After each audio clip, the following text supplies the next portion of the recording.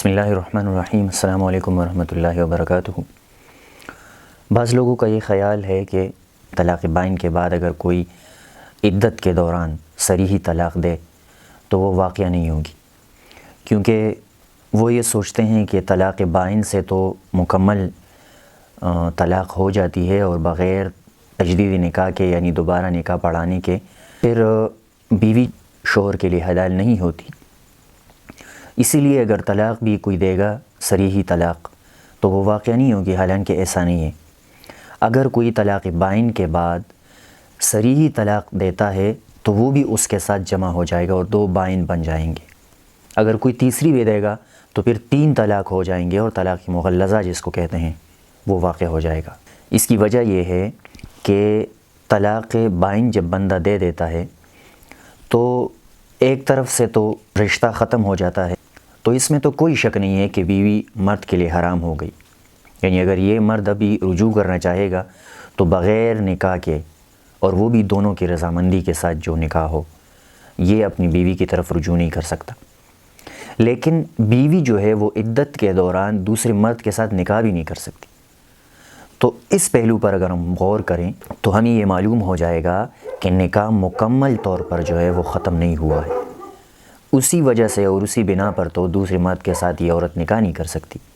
اسی لیے اگر عدت کے دوران وہی مرد صریحی طلاق دے گا تو وہ طلاق بائن کے ساتھ جمع ہو جائے گا اور 2 طلاق بائن جو ہیں وہ ہو جائیں گے۔ اگر تیسرا بھی دے گا تو پھر 3 طلاق ہو جائیں گے۔ یعنی عدت کے دوران طلاق بائن کیوں نہ دی ہو، طلاق اگر صریحی دی جائے تو وہ طلاق جو ہے وہ کاؤنٹ ہوگی اور واقع ہوگی۔ اس میں اکثر لوگ جو ہیں وہ یہ سمجھتے ہیں کہ طلاق بائن ہے، اس کے بعد اگر بعض لوگ یہ بھی کہتے ہیں کہ شوہر اگر طلاق بائن یعنی طلاق بائن کنائی سے ہوتی ہے، یعنی اگر مرد کنائی الفاظ استعمال کرے اور اس کے بعد فوراً صریحی الفاظ استعمال کرے تو مرد بھی بے فکر ہوتا ہے، عورت بھی بے فکر ہوتا ہے۔ مرد اور عورت دونوں سمجھتے ہیں کہ چونکہ اس نے طلاق بائن پہلے ذکر کی تھی، اس وجہ سے ہمارا رشتہ جو ہے وہ ختم ہو گیا، نکاح جو ہے مکمل ٹوٹ گیا۔ اس کے بعد جو اس نے صریحی الفاظ استعمال کیے ہیں وہ جو ہیں وہ فضول الفاظ جو ہے وہ شمار کی جائیں گے، حالانکہ ایسا نہیں ہے۔ اگر بائن کے بعد یعنی کنائی الفاظ کے بعد صریحی الفاظ استعمال کرے شوہر تو وہ بھی کاؤنٹ ہوں گے اور وہ بھی پہلے بائن جو طلاق دی ہے اس کے ساتھ وہ جمع ہوں گے، اور 2 بائن اگر ایک طلاق دی ہے تو 2 بائن ہو جائیں گے پھر۔ اس لیے ان باتوں میں احتیاط کرنی چاہیے، اور طلاق کے جو بھی مسائل ہوں، سوشل میڈیا پر جو مسئلہ بیان ہوتا ہے وہ اس لیے بیان ہوتا ہے کہ شعور آ جائے۔ مثال کے طور پر ابھی میں نے جو مسئلہ بیان کیا، کوئی یہ سن لے اور پھر اپنی اوپر ہی فتویٰ لگائیں تو ایسی بات ٹھیک نہیں ہوتی۔ طلاق کا مسئلہ انتہائی پیچیدہ مسئلہ ہے، اس لیے جو بھی مسئلہ آپ کے ساتھ پیش آئے تو وہ علماء اور مفتیان کرام کے سامنے پیش کرنا چاہیے۔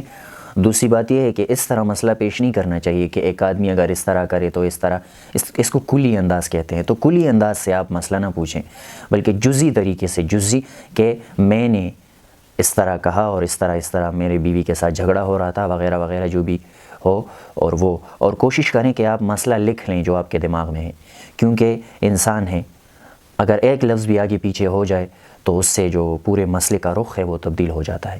اللہ رب العزت ہمیں دین کی صحیح طرح سے سمجھ عطا فرمائے۔ السلام علیکم ورحمۃ اللہ۔